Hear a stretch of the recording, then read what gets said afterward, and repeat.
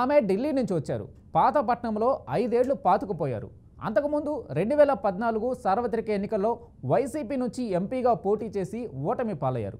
అనంతరం 2019లో అదే పార్టీ నుంచి ఎమ్మెల్యేగా పోటీ చేసి తొలిసారి అసెంబ్లీలో అడుగుపెట్టారు.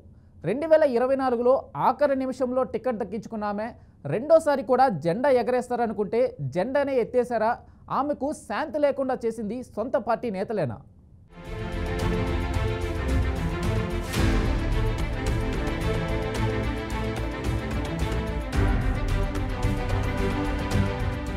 శ్రీకాకుళం జిల్లా పాలకొండకు చెందిన ప్రముఖ పాతతరం రాజకీయ నాయకుడు పాలవలస రాజశేఖరం. ఆయన శ్రీకాకుళం జిల్లా పరిషత్ చైర్మన్గా, ఉమ్మడి ఏపీలో ఎమ్మెల్యేగా, ఓసారి రాజ్యసభ ఎంపీగా పనిచేశారు. పాలవలస రాజశేఖరం కూతురు పేరే రెడ్డి శాంతి. ఆమె ఢిల్లీలో చదువుకున్నారు. అయితే రాజకీయాలపై ఆసక్తితో 2011లో వైసీపీలో చేరారు. 2014 సార్వత్రిక ఎన్నికల్లో శ్రీకాకుళం లోక్సభ నియోజకవర్గం నుండి ఆ పార్టీ తరపున పోటీ చేసి టీడీపీ అభ్యర్థి కింజరపు రామ్మోహన్ నాయుడు చేతిలో ఓడిపోయారు. అనంతరం అసెంబ్లీపై ఆసక్తి కనబరిచారు.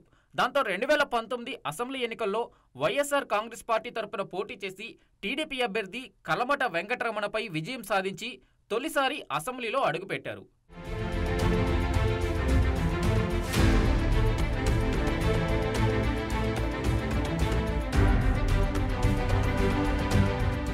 ఎమ్మెల్యేగా ఎన్నికయ్యాక ప్రభుత్వం అందించే సంక్షేమ పథకాలను ప్రజలకు చేరువ చేసే ప్రయత్నం చేశారని తెలుస్తుంది. ప్రజా సమస్యల పరిష్కారంలో ప్రజలతో మమేకమయ్యారని నియోజకవర్గంలోని ఆమె అనుచరులు చెబుతుంటారు. కొత్తగా ఎమ్మెల్యేగా ఎన్నిక కావడంతో గ్రామాల్లో పర్యటించేందుకు ఉత్సాహం చూపారని స్థానికులు అభిప్రాయపడుతుంటారు. ప్రజలు కూడా ఆమె పనితనం ఓపికతోనే చూశారు. రెడ్డి శాంతి స్థానికేతరులైనప్పటికీ స్థానికంగా నివాసం ఏర్పరచుకోవడంతో పాటు కార్యకర్తలకు అందుబాటులో ఉండడం పార్టీ నేతల స్థానికుల మనసు దోచుకునే ప్రయత్నం చేశారనే ప్రచారం ఉంది.